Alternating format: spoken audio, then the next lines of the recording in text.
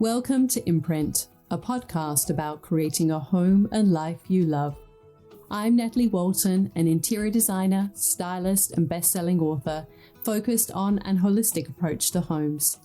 Each week, I'm sharing insights and interviews about the creative process to help you enhance both your interiors and well-being, as well as provide you with the tools and resources to make considered and sustainable choices with all that you create. Hello everyone, welcome to Imprint.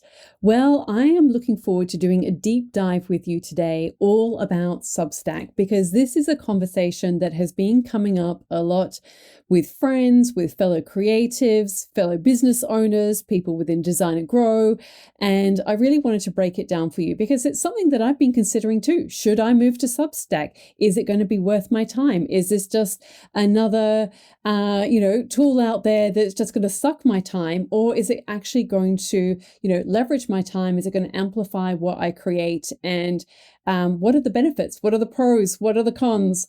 Is this something that is just going to be a flash in the pan? Is it going to be like Threads?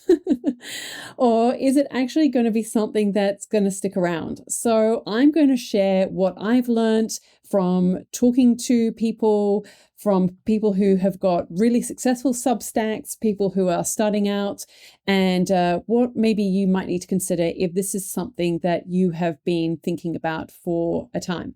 So I guess, what we need to think about is, what actually is Substack, and is it having a moment? So Substack is basically a way to, it's like an amalgamation of a newsletter and a blog.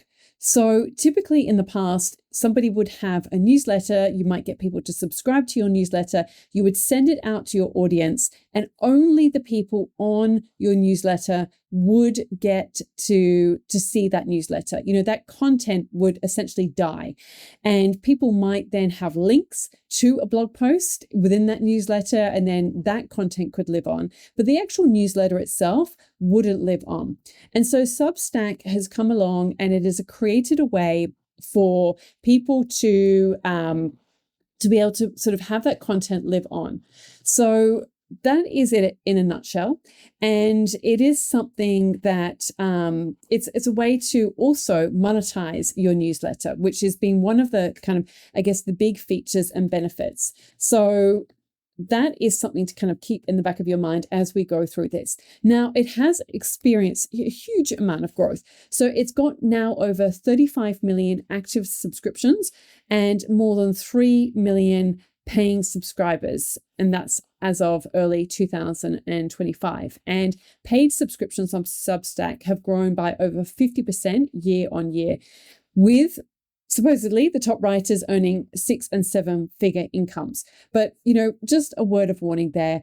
I feel like for any platform, there are always going to be some outliers who can make a lot of money off something, but that doesn't tend to be the experience for most people. So before you go into it with sort of starry eyes of like, this is how I'm going to make my money, I think it's really wise to do your research and to be realistic about your capacity, your time, and what is possible for you. Now, of course, anything is possible. And if you put your heart and soul into this, as would be true of anything that you sort of put your heart and soul into, you can create something amazing. But just be cautious, I guess, about what is involved with this. And that's what we're going to look at. Another thing of why it's having a moment is that it really is providing an opportunity for people to connect beyond the algorithm.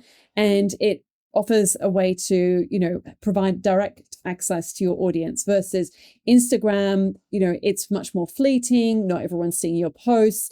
And we're going to kind of get into this in a little bit more detail. So there really has been a shift away from Instagram. People are seeing stagnant or declining follower counts on Instagram.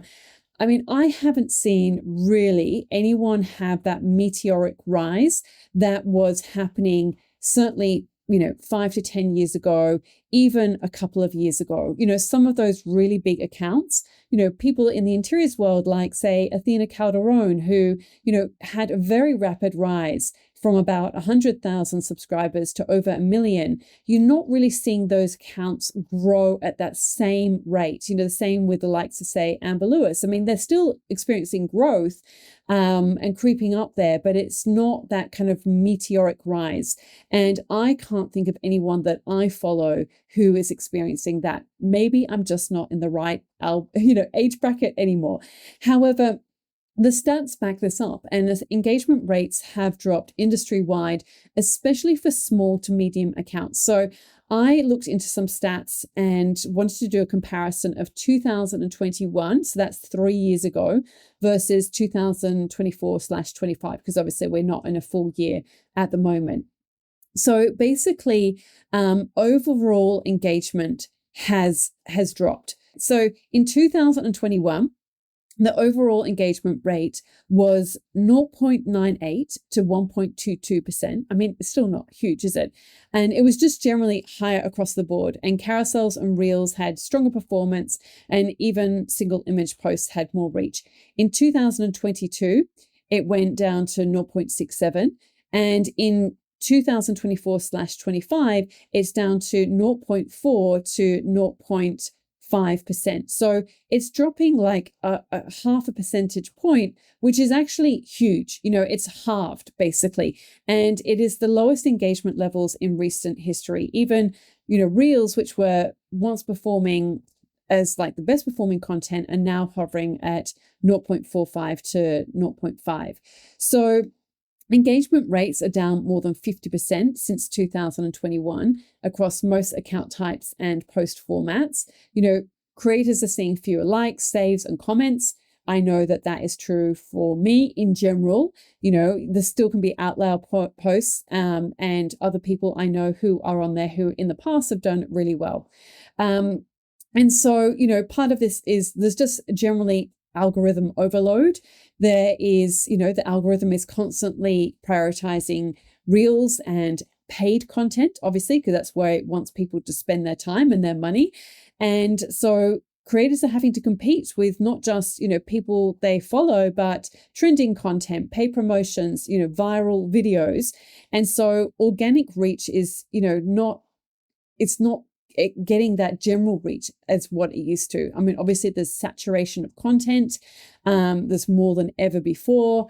And, there's also audience fatigue. People are overwhelmed by the kind of performative content that's out there, things having to be at such a high level. It can take a long time to create posts now, whether it's a polished reel, whether it is, even carousel posts, which I have found have been doing quite well. It still takes time to create those. So there is a lot that goes into that. And then obviously there has been, audience migration to other platforms such as Substack, such as YouTube. I mean, YouTube is great for longer form content and even just the evergreen searchability. So people can search your content on YouTube. And just anecdotally, I've noticed that we have been getting, for the first time, really, people actually coming into my programs via YouTube. That is completely new. I never had that as an audience source before. And that is performing quite well, even though we do actually very little on YouTube. I mean, I've got a series of videos that are on there and doing really well, but I'm not, deliberately posting to YouTube all the time. Pinterest, obviously, that is a search engine as well, and people can discover your content on there, and that also has a longer shelf life. And TikTok has had, people have experienced very fast organic growth. However, I will say, we have experienced that we've had reels that have gone viral on TikTok, and it just hasn't translated into sales. So, it's very easy to be seduced by all of these things, but, it's really important to kind of come back to this idea of, is it actually converting? Is it actually worth your time and effort? So anyway, they're just some things to keep in mind when it comes to, the kind of the context of why Substack is perhaps having a little bit of moment, people feeling burnt out with Instagram. And And so let's have a look at like what are some of the upsides of Substack. Why might you consider going across? Well, one of the things that a lot of people really love about it is that you have greater creative control and audience connection. So you don't have to write or create content to please an algorithm. Basically, your readers are opting in and they will be more engaged because it's coming to them as a newsletter format. There is an app as well, but when someone gets content delivered to their inbox, they're more likely to see it because it's not going to be blocked by an algorithm. I mean, you can follow someone and not even see their content because on Instagram, for instance, they won't even see it. It could be, and sometimes I will see someone's post and it will say 3 days ago. So there can be a lag. So if you're now making offers, and this is what I have found to be true, is that, there was once a time and you could say, like, say, for instance, if you've got a program that you're promoting, or, if you're an interior designer and you're wanting to let people know that you're going to be, I don't know, you're available to book in April or whatever, whatever's going on, you might have a giveaway even. If you're a brand or whatever you're doing, people might not see that post for 3 or 4 days later. And by that time, it might be too late. Whereas once upon a time, say, for instance, if I had the styling masterclass and doors were closing on a Friday, I could put a post out on the Thursday or the Friday to sort of say, like, doors are about to close or doors are closing today. This is your last chance. And people would see it that day and know, okay, well, if this is something that I want to do, I need to take action now. And that's just not happening anymore. I cannot do those kind of posts because people might not see them for 3 or 4 days. And by then it is too late. So it's really changing the type of content that you create on Instagram. Whereas on Substack, you can send out a newsletter. And yes, of course, not everyone might open it on that day, but that it's not getting kind of like blocked or, hidden by the algorithm.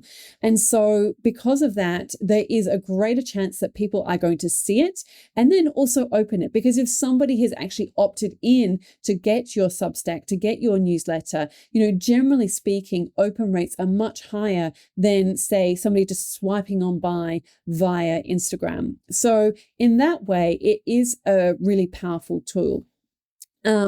And something also to keep in mind as well is that I was talking to a friend who has migrated across to Substack, and she was saying that she has found it really easy to use Substack, and that Substack makes it really easy for you to share, like add buttons and share links and do all these things to grow your account, because it's in their interest for you to, first of all, grow your account, and secondly, for you to monetize and have paid subscribers, because they get a cut. They only make money when you start to have a paid audience and getting paid subscribers. So they are building their business from that point of view. Whereas Instagram's business model is entirely different. They are all about getting people to pay for ads, whereas Substack make their money on the back of you getting paid subscribers. So it's just a really interesting difference in terms of the business model that's fueling these two different platforms in terms of getting growth. And you can actually experience quite big audience growth on Substack. I know of someone who went from having about 17,000 people on her newsletter list to 30,000 on Substack. And this was basically because when you subscribe to somebody's feed or somebody's Substack, or however you want to call it, you will get suggestions in terms of these are some other accounts that you might like to follow. And so this can be a way that you can get that and enjoy and experience that organic growth. So she found that within about a year, she was actually quite rapidly able to grow her audience. But there are some catches to that, and we will get into that shortly. There's also monetization potential. So you can offer free and also paid content and run subscriber only posts or create a paid community on Substack. So there is an opportunity for you to actually make money of the content that you're creating. And it also offers long-term value. So Substack is searchable, it is evergreen, it is something that you could even potentially turn into a book or a course or a podcast or a product. So, unlike, like I've sort of touched on, unlike a standard newsletter whereby, people might only see it once, your newsletter can actually live on your Substack page. And, that is a way to sort of build up this body of content. And there's, a sense of clickability as well from one thing to another. It's almost like the traditional blogs where you can see different headings and subject headings, and people might be curious to tap on and explore different elements of that. Another reason that people like Substack is, there's really less pressure on perfection. It's particularly in terms of creating imagery. So, if you are in a field or a type of business where perhaps imagery is not as important, then, Substack can be a great place for you. It's really more about writing well than looking perfect. And I know that I've had lots of people say that they're really enjoying the community on Substack, that it really does feel like those old school blogging days where you can have that connection and it's less about competition and it really is more about connection. Okay, so I'm just going to do a little bit more of a deep dive into the benefits of Substack beyond email and what are some of the features of it. So you can share written posts, which can be free or paid. You can host podcasts. So it's got audio hosting built in. You can upload video content directly or embed it. You can have chat threads, like a private group text with your subscribers. They've got notes, which is like their micro posting feature, which is similar to like a Twitter or IG threads feed. You can host a podcast for no extra cost. So you can upload episodes directly to Substack. They give you an RSS feed. You can send episodes to inboxes with full show notes. You can offer exclusive episodes to paid subscribers or create private podcast feeds for your members. It also has Zoom and community integration. So you can host subscriber-only events like Zoom Q&As or workshops. You can embed Zoom links into paid posts or send as exclusive invites. And many creators also run sort of like monthly hangouts or live interviews or creative office hours. So there are sort of many different ways that you can shape this platform to really work for you and what feels like it might be in alignment with your audience or what your offers are. And there are lots of built-in growth tools as well. So I've touched on the recommendation system. So you can get featured by other Substack writers in your niche. And similar to Instagram, you can see who people are following and you can discover people in that way. Again, it feels a little bit like a combination of like the old school Instagram where you might be able to see who people were following, but also old school blogging days where people would have a blog roll down the side. I remember that, that I would have a blog roll and I would be recommended by other blogs when I had my blog daily imprint. So it was, a kind of a version of that. There is a discovery tab. So readers can browse by category or theme, and you can kind of organize your content. There is built-in SEO, so all content is searchable and shareable, not just inbox only, or like on Instagram, it's very hard to search for things. I mean, even sometimes when I've just been trying to find inspiration, such as like a fireplace reference, it's hard to find it on something such as Instagram, whereas, there is that built-in searchability within Substack. And you can offer discount codes, trials, and bundles.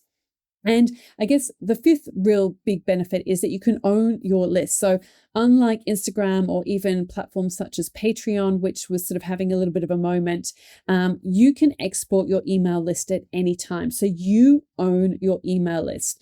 And from what I understand, it's quite easy to migrate an existing email list to Substack. So I've been doing all this research because I'm curious to learn and I've wanted to share what I've been learning on my journey. And you're really building an asset, not just a following. So whereas Instagram is very much geared that, Instagram, Meta own basically your audience, your followers, all of those things, and you can lose it in an instant if you get hacked.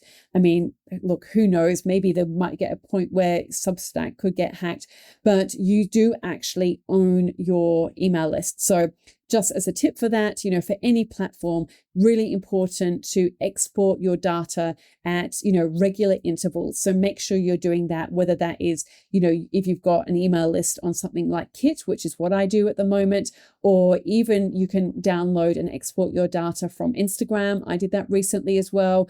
It's really important to make sure that you hold on to those things if these are assets that you've been building up over a number of years. Okay, so I have to also touch on the downsides and what to watch out for. Now, one of the biggest is that I think that many people are going across to Substack because they are seduced that this is a way that I can make money. And this is time for me to be really honest with you from what I have learned, what I have seen, what I have, done the sums on, because I'm always about, okay, let's look at the numbers of this. It will take a long time to make monetization worthwhile. So it's really important to ask yourself, is it worth doing it as a way to get paid for your time? Are you better off using it as a way to promote other offers? So that is whether you want to go to the paid subscriber model or whether you want to go, and just use it as a vehicle for audience growth. To give you some context in terms of numbers on this. Okay, so I thought it was interesting because, like I said, I'm all about the data. So say, for instance, and this is what you have to really, really keep in mind. So Substack says that 5 to 10% of free subscribers typically convert to paid. So to get 1,000 paying subscribers, you'll ideally need a free list of 10 to 20,000. So that's a lot of people. And, it can become a little bit of a soup of small creators. And look, if you're doing this just for the pure joy of it, if you just want to connect with some creatives in an online community and, you're just doing it for that, then great. That's completely fine. But if you are doing it because you think, this could be a good way to make some money, just bear in mind that to get, like I said, 1,000 paying subscribers, you're going to need 10 to 20,000 people on your free list. And let's break down this even more. So if you have, for instance, you think, I want to have an income goal of, say, 10,000. I want to make 10,000 a year from this. If I could make 10,000 a year, it would make it worthwhile. You would need 164 paying subscribers. And that means you would actually need to have somewhere between 1,640 and 3,280 free subscribers to get the paying subscribers. Okay, let's go up again. Let's, we'll not double that, add another zero to that. So if you wanted to make 100,000 a year off Substack, you would need to have on your list somewhere between, I'm just going to round this up, between 16 and 32,000 free subscribers to get about 1,600 paid subscribers so that you could make 100,000. And this is sticking with they have like a recommended $7, $7 a month times 12 months. So you would get $84 per subscriber per year. Also, this is taking away the 13% fee for Substack and Stripe. So Substack takes 10%, and then say if it was 3% for your payment provider. So you would make $73 a year from that one person. So you would need to get 685 paying subscribers to make 50,000 a year. I'm sorry if I'm making your head spin with all these numbers. The point being that it's important to be realistic about this, of how much time you're going to need to invest in this to grow an audience, to make money. So it's really important that if you want to make money, that you're realistic about what those goals can look like. As I said, it is entirely possible that you can do it. And, and I'm going to share what works for those people who are on that sort of 30,000 bracket of number of subscribers and have a combination of paid subscribers as well. So they would be at that point whereby they would be getting maybe 100,000 a year from it. And, maybe then it is something for you to consider. So it's just, like I said, really important to think about, is it worth doing if you're looking at it as a way to make money? It might be just worth you doing it as a way to grow your audience so that you can make offers to those audience. And obviously you can do, just straight out offers to those audiences every now and then, or you can have at the end of your posts, here are some ways that you can work with me. You can suggest 3 different ways that somebody could work with you for those people who want to go deeper. And there are other ways that you can add that, and links and so on to your kind of like page on Substack. So there are some people who, for instance, I was looking at, some people who are a coach, for instance, and then they've got a section where it's, coach with me on their Substack. And that, got like a link to different ways that you can work with that person. So, there is different ways that you can do that. You can add different categories to that, and that can just like link through basically to your website. So any kind of offer that you have, it can link back to a website. You can also link your Instagram there. You can link your podcast. You can have a calendar, and have upcoming dates for different things that you're going to be doing, and different promotions and so on. So it very much can work like a blog or a website. You can turn it into whatever you want it to be. Okay, so just some other factors to keep in mind in terms of the downsides. Consistency is key. With any of these platforms, it is so important to really build in a rhythm so that people come to, expect and look forward to your newsletter and your content. And that is really important. Obviously, audience growth isn't automatic. You still need to apply all of those principles of marketing that we've spoken many times over in relation to whether this relates to social media or just how you're showing up in general. You need to have a clear and distinct voice. You need to really connect with your people online, the people who value your point of view. It can also be, lonely if you're used to that kind of fast, instant gratification of Instagram, where you kind of get that instant like. It can be a slower burn, a slower growth than some of those other platforms. And definitely, as I've touched on, monetization takes time. So you need, at least a few hundred engaged readers before you can start to think about making any kind of money on Substack. So let's look at, some of those top factors of what makes a good Substack. And we'll just kind of quickly go through some of these because, I was doing some research on what are some of those people who have experienced fast growth and, what has helped them. So, like I said, it's really important to have a clear point of view. This is not just about updates, but really getting people to have some kind of insight into your point of view or, what you are sharing with other people. I would really add to this as well that in the age of AI, in the age of ChatGPT, it is so important that for any content that you're creating, especially something on a platform like Substack, that it is different. It's not something that AI can just create. So I was talking to a friend who is like a cook, and she's a foodie, and I was talking, and she's married to a chef, and I was saying to her, like, I was kind of like cleaning the house one day. I was getting all these ideas because we'd been talking about Substack and what are the pros and cons and so on. And I was saying that, like a great idea could be like, what are her favorite kitchen utensils, or what's it like to be married to a chef? And these are things that, ChatGPT can yes, it might be able to come up with some things, but it's never going to be as authentic or as genuine as somebody given their own personal recommendations. So the more that you can personalize your content and really create it from your perspective, your lived experience, the more that that is going to resonate.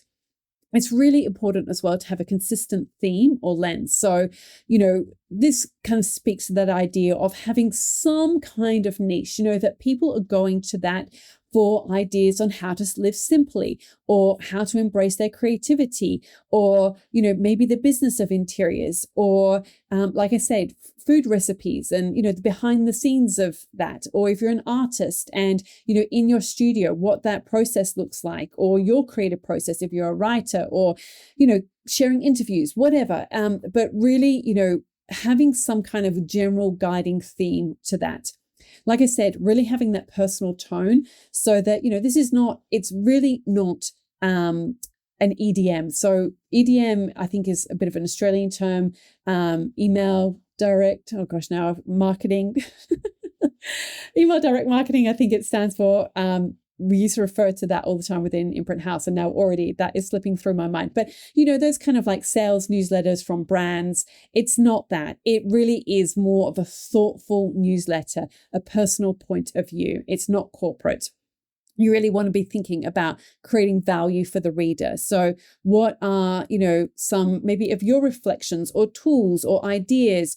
What are they going to get out of this? You always want to, whenever you're creating any kind of content, creating something that is really valuable to someone and you're making it worth somebody's time, because of course time is so valuable. So, don't just put something out there that, is not worthwhile for someone else. And, it's a great way, obviously, to create a feeling of trust and build that know, like, and trust factor we've spoken about so many times. So here are some of the sort of best practices from some of the top Substack creators out there. People like Sarah Tasker, some of you may know from #authentic. I mean, she built up a rapid growth on Instagram, but basically doesn't post on there anymore and is really very much on Substack. So that's an example of it. Shira Gill within the space of, simplifying, and there are other people out there. I've even noticed that Kelly Wersler is on Substack. So, there are people out there in the interiors world as well. Find those people, notice what are they doing? How are they shaping this space in a way that feels inspiring to you? So like I said, number one, have a really clear container. So define the theme or the promise of what the space is all about. Why are they going to come here? What are they going to get out of it? So, it might be slow business and creative living. I mean, these are all ideas that I might be embracing. And just on this, I mean, as I record this, I do not have an official Substack, but I am on there at Natalie Walton. I have Do Ideas Brewing, so I will certainly let you know if that comes to fruition. But you can find me on there for now. And who knows, it might start to expand and grow. Anyway, the next thing is consistency over frequency. So in general, the top publishers publish about once a week, and they might have a mix of, say, one free and one paid post. So it really is about creating a rhythm more than volume. I just thought of another one, Practicing Simplicity, Jodie Wilson, who's been on the podcast a few times. She very much publishes on Substack a lot as well. There is this idea about having a blend of value and vulnerability. So, some of these top accounts, they do lean in to this idea of sharing things that are very personal and things that maybe you don't want all over Instagram. But maybe if you do have a paid group, then this is your opportunity to really create that personal connection as well.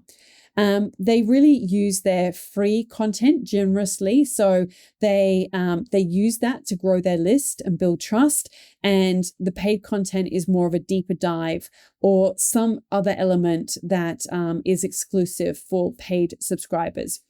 It is really important, as with all of these different social feeds and networks and spaces, is to really engage with your community. So make sure that you're responding to comments, that you're asking questions, that you might have, ask me anything type posts as well.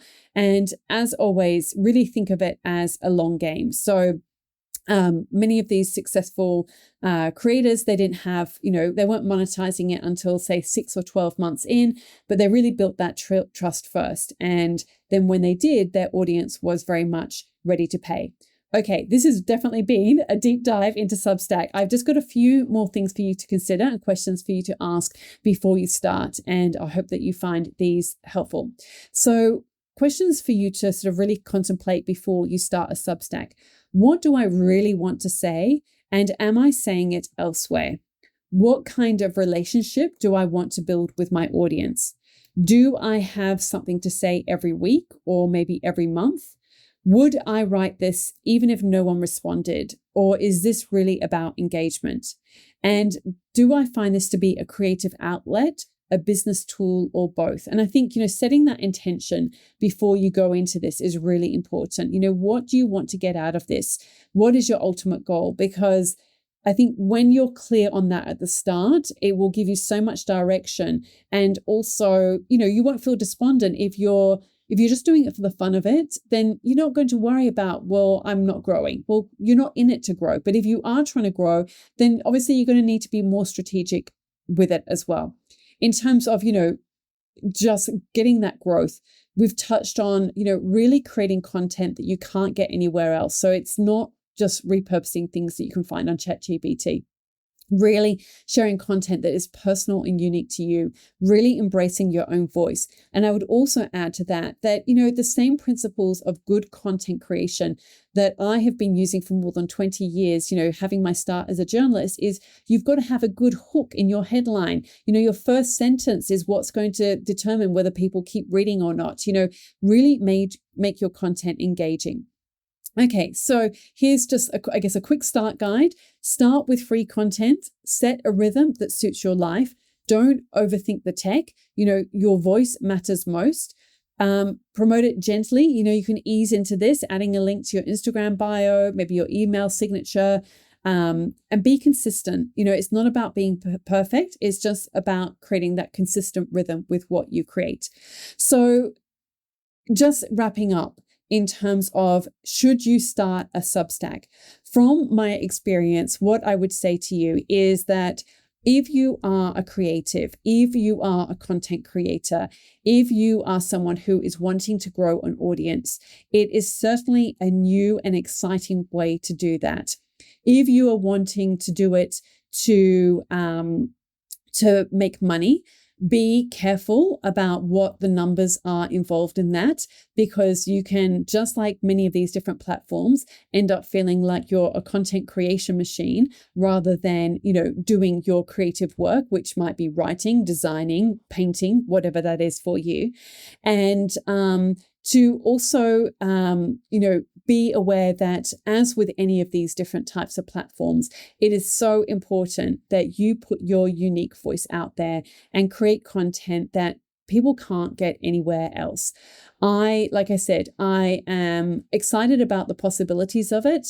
I am currently there at Natalie Walton. And who knows, maybe by the time this episode goes live, you will see some exciting things over there. But like I said, I think it has got a lot of benefits. I think it is something that could be a great way to build community, and it could be just something that is a great creative outlet for you. But as with anything, always go into something knowing what you are creating this for. What is your intention? What are you hoping to get out of it? And just be consistent with whatever you create, because that is always the way to, build that sense of community, if that is something that is important to you. So I would love to hear from you. I hope that you have found this valuable. This has been a deep dive into everything Substack. If you have been curious, let me know. send me a DM on Instagram. Are you on Substack? Share your Substack address. I would love to explore and connect with more people over on Substack. Let me know what you found valuable about this episode. If you have found this valuable, please, I would appreciate if you could leave a quick review or share it with someone who is maybe considering looking into Substack. As I said, I have shared what I have learned from my research, but also through, I know many people who are now on there and with big accounts and what is working for them. And I just wanted to give you some of those insights that you really can't get, anywhere else. So let me know if you enjoy this type of content on the podcast as well. I have got in the show notes, I've got a link to a survey. I would really love to hear from you. What you want from this podcast, what you find most valuable. You can leave a comment in the review section. That is always helpful for me. You can contact me on Instagram, or if you've got a quick second, come take the quick survey as well. Thank you so much for joining me today. I've really appreciated sharing this with you. I hope you have too. And go create your community and go leave your mark and make your imprint. All of the links and info for this episode are at nataliewalton.com/podcast. Don't forget to subscribe so that you can get a direct download of the latest episode. And I really appreciate when you take a minute to rate and review, as well as share the love with someone you know who might benefit from this episode, or on social media. If you'd like to access a range of free resources, come visit my website, nataliewalton.com. Thank you to Jaeger Media for producing this podcast. And I would also like to acknowledge the people of the Bundjalung Nation where it was recorded, and pay my respects to elders past, present, and emerging. I look forward to connecting again soon. I'm Natalie Walton, and you've been listening to Imprint.